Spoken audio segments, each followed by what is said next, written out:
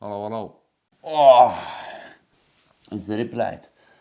Yes, people, welcome back to Brendan Pearson Fitness. Back in the kitchen. What we're doing in the kitchen? Well, planned that well, didn't I?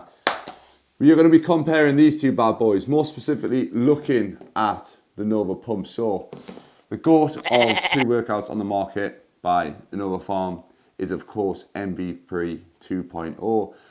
In my opinion, the best pre-workout, very good tasting as well as performance-wise. A lot of good ingredients in here. I'm not an expert in terms of ingredients. I don't know all the ins and outs of it. However, if you've tried MVPre, you'll know how good it is. It has a non-stim version. Now, Neuro Pump Neuro, there is a non-neuro version, which just doesn't contain as much as the cognitive enhancers. Now, this is a caffeine-free, so a stim-free version of the MVPre. So, caffeine as well, especially if you're someone who's trying to cut down on caffeine. There's a lot of caffeine in one of these. A full scoop has 350 milligrams of caffeine. Now, just to convert that to you fitness people or people who don't understand caffeine amounts, that's about 2 and a bit white monsters. So one white monster is 150 milligrams of caffeine. A cup of coffee is about 100 milligrams. So think 3.5 coffees in one scoop of them. Now, this doesn't have any caffeine in. However, there is a lot of good and interesting ingredients. One in particular, alpha GPC, 50%. You've got 300 milligrams of that in there. Again, I'll probably put what alpha GPC is in a little thing down there, because I'm not an expert, but there's a lot of good ingredients. Now, benefits of this, obviously over here, is the caffeine. There isn't going to be as much caffeine. Caffeine can massively affect our sleep, massively increase cortisol. Obviously, there's great benefits to caffeine in terms of increasing performance, increasing our cognitive function. However, the half-life of caffeine is around, say, 9 hours. So if you think you're having a scoop of MVPre 9 hours before bed, for example, 1 o'clock, there's still going to be 175 milligrams of caffeine. You're still going to be having a white monster pumping around your body when you're trying to sleep, which is going to obviously stop you from getting to sleep. So this could be a great alternative for you if you are trying to cut down on caffeine, or if you're someone who doesn't really feel like they work well with caffeine. Caffeine can massively increase anxiety. So someone who does suffer from that, maybe try this. So this is going to be my first ever time trying the Neuro Pump. I'm having no caffeine today. We are training at about 2 o'clock, so it's a little bit later in the day. So avoiding caffeine at this point would probably be a smart choice to optimize sleep. However, there is a lot of good ingredients in there. It's not just the pump product. It's not just going to enhance the pump, enhance the blood getting pumped around my muscles when I'm training, but it's also going to get me in the zone with all its cognitive enhancers. So I'll put the ingredients list on screen. You can have a look at it. If you're a bit of a pre-workout nerd, you can have a look at some of the ingredients. But some very, very interesting things. I'm looking forward to trying it. We're going to try a full scoop today, so 1 full serving. In 1 full tub of these, there's 40 servings if you do half scoops, which I would recommend, or 20 servings if you do a full scoop. So we're going to get this in, see what we're like. We are going to be going down to Graft today. We're going to be training a pull session from my new program. Should be a good one. A few different exercises that you might not have seen before, some cuff things, some banded things. Yeah, should be quite good. We'll take the camera down, I'll do a little walkthrough, but the main thing is we'll see what this pre-workout is like, and I'll see what I think of it. Taste-wise, we have got the sour apple punch flavour, a little bit different flavours to the normal MVPre. I've got roadside lemonade and I've got jungle juice, which is 2 of my favourite flavours of the MVPre. I'm going to see what this is like. Got these off Inside Subs, by the way. If you are looking for supplements, they are probably the best place to get ones, especially all the real good stuff. Especially MVPre, they always try and keep a good stock on them, so Inside Subs. I don't have a discount code. It would be nice if I had a discount code. So I'm going to probably tag them in this video and hopefully get one, a little 10%. But I know the likes of TM Cycles, Josh Bridgman, they all have discount codes. It's a big old scoop. So the scoop is probably a little bit more, it's probably more towards 20 grams. Stick the lid back on. We'll see how well it mixes. I do like a sour apple flavour in terms of pre-workout in anything in general. So mixes relatively well. Ooh, it tastes quite nice, that. Review. Pink me up on that. Not bad. Still, roadside lemonade flavour still betters it. However, for a sour apple, not too bad. Not too bad at all. Right, I'm going to get this down as, get to the gym, take you through a little bit of a walkthrough, and then I'll give my verdicts on the Neuro Pump afterwards. 5 minutes later. Well, I can certainly feel it, Harry. Good stuff, this. Right, so we're jumping into today's pull session walkthrough. First exercise in, it's going to be a two-part exercise. So for this one, you need a D handle and you need a cuff of some form. I've got the 1MR cuffs here. What you're going to do, you're going to set the cuff up on its own carabiner clip, obviously separate to the one that's on the machine, and then put the D handle on the one that's already on the machine.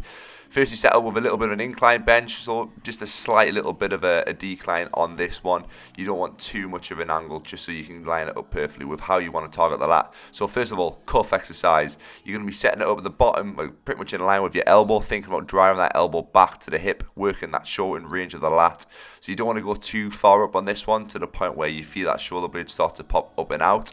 You want to just think about, right, I'm going to get to the point where I feel like I'm moving that shoulder forward, and I can still drive that elbow back and around the spine without losing any sort of that scapular control. So driving really down into the pocket on this one.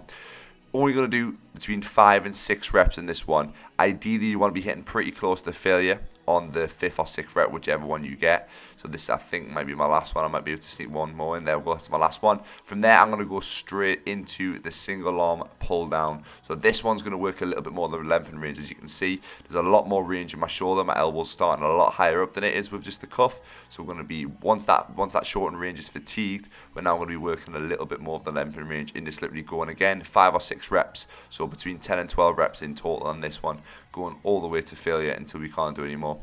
So yeah, I really like this one just to target the lats. Key things, if you do want to target the lats, keep that elbow nice and tucked in. It's not so much about scapular retraction, so bringing that shoulder blade back. It's more about bringing that upper arm down towards the body, so shoulder adduction, which is what the lat does. So you're going to failure on this one. Really nice movement. I always start my second pull day with this one. It's something that I'm probably going to keep in my routine, even if down the line I end up and dropping the coach and end up doing my own thing. It's an exercise that James has showed me. I like a lot of the cuff stuff that he showed me. Some of the things that he has done with me with the muscle mentors and stuff has been very, very good. So enjoying this one all the way to failure in just trying to fatigue that length and range once the shortened range is finished. Next up, we have 30-degree incline. I think this bench is a little bit higher than 30-degree, but incline dumbbell rows. Nice and simple, working a lot of thoracic extension in flexion and extension on this one. So previously with the last exercise we were focusing more the lats. Now this one I'm going to let them shoulders start to round forward and really think about scapular retraction, so bringing them shoulder blades back, still trying to drive the elbows back and round towards the hips and almost back and round towards the spine, but we're going nice and heavy on this one. So we're doing 2 sets. We're doing one heavy set of 6 to 9 reps and then one back off set of 10 to 12. So this is my top set on this one. You can see my last rep I didn't quite complete it, but I'm still trying to grind it out and still trying to finish that rep, slightly lifting that chest off the pad on the way back. As you can see, I managed to sort my camera out and sort the lighting out so it isn't as dodgy lighting. Next one's a little bit more of an upper back / rear delt row, so wider elbows. In this one I've set the D handles, or these more scripts I think they're called, that I've got off Amazon, just to allow that little bit of joint rotation at the elbow to help with a little bit of elbow pain. Again, on this one it's scapular retraction, really keeping those elbows wide, so taking the emphasis off the lats and onto the upper back and rear delts.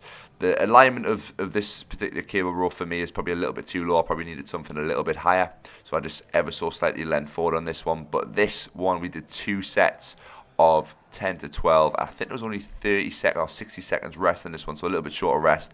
When it comes to isolation movements or movements that aren't your big compound ones, you don't need to rest as long. So just going all out to 10 to 12 reps, maybe dropping the weight slightly just so I'm staying in that 10 to 12 rep range. Again, going to failure, elbows nice and wide on this one. And then we move on to our main movement for the day, just showing you how to set this up. So it's going to be a banded RDL from a rack. So it's prioritizing lower back a little bit more, a little bit less, hip extension and more back extension on this one. So I've set the band up, I've put a plate on, I put 2 20s on either side, then put the band on, then put the plate on. Afterwards I should have probably put a clip on as well either side just for safety. But you want to set the rack up roughly, I'd probably say about halfway down your shin, depending on your range, depending on what mobility you've got in the hips. You want to get to a point where you're not rounding that lower back when you're in that bottom position, and you can comfortably control it, first of all without any pain, but also, like I said, with control. So I think I've got 120 on here plus the bands, which add a lot of tension.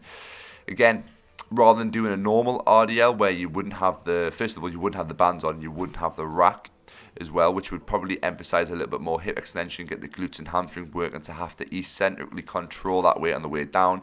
This one you can focus really on the upper back, work on the lats, work on the lower back a little bit more. So we did one set of 6 to 9 on this one, and then we did one set of 10 to 12, leaving one rep in the tank, so one RIR.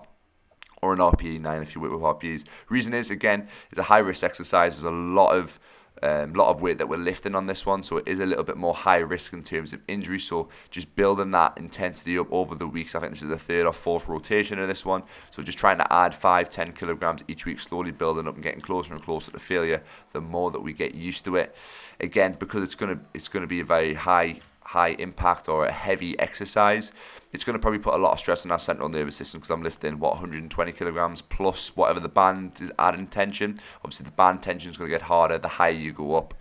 So at the bottom where you're at a higher risk of injury, there's going to be a little bit less tension, and at the top where you normally rest on an RDL, you're going to get a lot of tension. So yeah, there's going to be a lot of demand on your central nervous system, which is why we leave that one rep in the tank, so we don't completely kill ourselves. But this back off set is very tough. It's a little bit, again, these back off sets are all about mental strength. How much can you push yourself? Again, leaving one rep in the tank. Finishing off with some isolations for biceps. We normally do a narrow cable stack, front facing, so facing the rack, cable curl. This one, obviously, we're just doing it with the D handles on just the normal bar on the cables.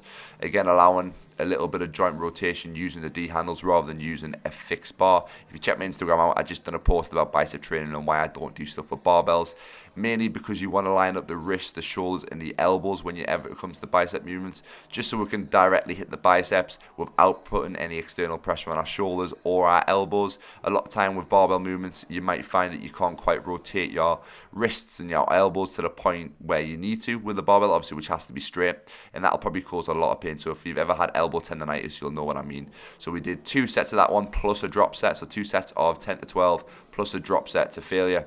And then the same thing on this one. So normally I do this on a narrow cable stack, stepping forward a little bit further, obviously doing 2 hands at once. But for this one, we'll just do a single cable one. You can be very adaptive with exercises. You don't have to stick to the same program. Say you're changing gyms or training with a mate for a day and you've got a set program, just be flexible. There's always ways to work around it. So same thing on this one. 2 sets, I think it was 12 to 15 maybe on this one, plus a drop set, keeping it nice and controlled. What I like to think about as well with bicep movements is at the bottom of the movement, to make sure I'm getting the full range, I contract my triceps. So you might be able to see the back of my arm, I'm trying to contract my tricep to get that full range, keeping that elbow locked in on this one compared to the first bicep exercise where I'm letting that elbow come forward to get the bicep nice and short. So here's a shameless little physique update just to see where I'm at. I haven't done one since I think when I had COVID, so we'll do a comparison in a second. But this is just a quick little update. Working with James now from the Muscle Mentors for about 6 or 7 weeks from when this was taken, which is about 2 weeks ago. Again, the lighting's a little bit better, which helps me out a little bit. But yeah, that is the physique update. Oh, right. Session done. I actually figured out how to use my camera for the first time ever. Anyway, so review of the Neuro Pump Neuro. The minute I finish the session, I feel like I'm not on a come down. Normally with caffeine, you kind of feel like you get that massive buzz and that massive crash after a session. I kind of feel like what I would feel like after a session with no caffeine, to be fair. On the way to the gym, there was that kind of little bit of a high. I kind of felt a little bit more focused throughout the session. Kind of just felt normal, not really too much. You didn't really get that kind of palpitations that you do get with when you have a get me words out. When you have a high amount of caffeine, you get them kind of heart palpitations feeling the caffeine kick in, especially when you have a big full scoop of something. However, I didn't really get that with this. Pump wise, decent pump, very decent, especially noticeable on the bicep movements. It was actually burning a lot more than usual. I don't know if it was just because I set up the movement a little bit different to what I was usually doing, but pump wise, very good. Apart from that, no crash. Hopefully I sleep well tonight. I would say, obviously, it's not as extreme as an MVPre, especially taking a full scoop or even a 3/4 scoop of an MVPre. However, there's a lot more focus. So probably if you are training late in the evening, probably more beneficial taking a pump formula or something like the Neuro Pump Neuro. There is obviously ingredients like the alpha GPC, which is obviously going to affect sleep as well. However, I don't know how much it compares to affecting sleep with caffeine. But hey, very good session. Hope you enjoyed the pull session. Some bodybuilding.